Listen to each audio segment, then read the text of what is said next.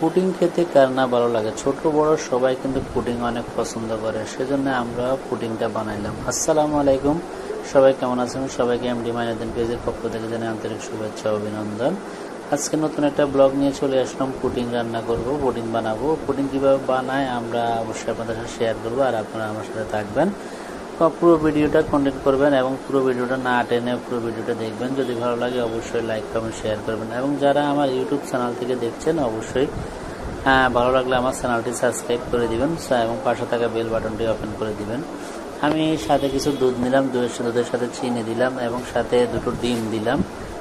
ডিম দেওয়ার পরে আমি একটু ভালো মতো মেখে নেব, এবং ভালো মতো যদি মিক্স না করি তাহলে কিন্তু আপনার পুডিংটা ভালো হয় না।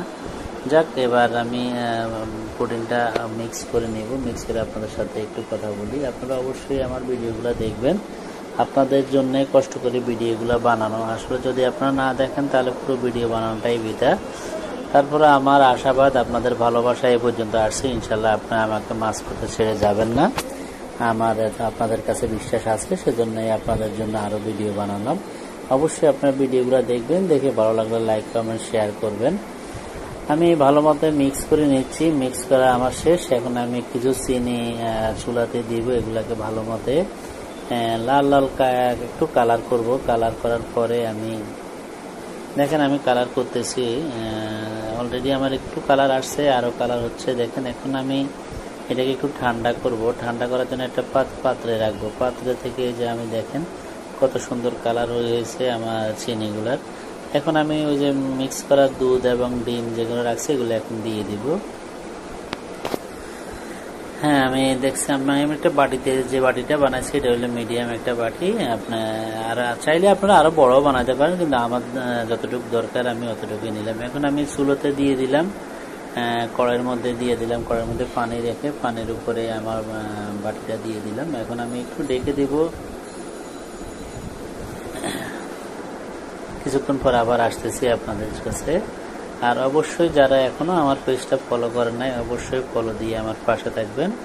আপনাদের ভালোবাসা অবশ্যই কাম্য, কারণ যদি আপনারা একজনকে যদি আমরা সাপোর্ট না করি, একজন আরেকজনকে যদি ভালো না বাসে, তাইলে কিন্তু আমরা কেউই আগাইতে পারবো না। সেজন্যই বলছি, আসেন আমরা সবাইকে ভালোবাসি, সবার ভিডিও বেশি বেশি দেখি। আমার পুডিংটা অলরেডি বানানো শেষ। দেখছেন কত সুন্দর কালার হয়েছে। এখন আমি পুডিংটা কাটবো। কাটা দেখছেন, আমি পুডিংটা কাটবো, কাটার পরে খাবো। খুব মজা হবে ইনশাল্লাহ। দেখতে খুব অনেক সুন্দর হয়েছে, কিন্তু আপনারা কমেন্টস করে জানাবেন অবশ্যই কেমন হয়েছে। আপনাদেরকে তো খাওয়াতে পারলাম না, তারপর দেখে বলবেন কেমন হয়েছে আমার পুডিংটা। আমার সাথে থাকার জন্য সবাইকে অসংখ্য ধন্যবাদ, এবং প্লিজ সবাই পুরো ভিডিওটা দেখে তারপরে সুন্দর গঠনমূলক একটা কমেন্টস করবেন। ইনশাল্লাহ ভালো একটা কমেন্টস করলে আমার যেমন লাভ আপনাদেরও লাভ। যাক, আজকে এই পর্যন্তই। আমার পুডিংটা বানানো শেষ। সবাই ভালো থাকবেন, সুস্থ থাকবেন।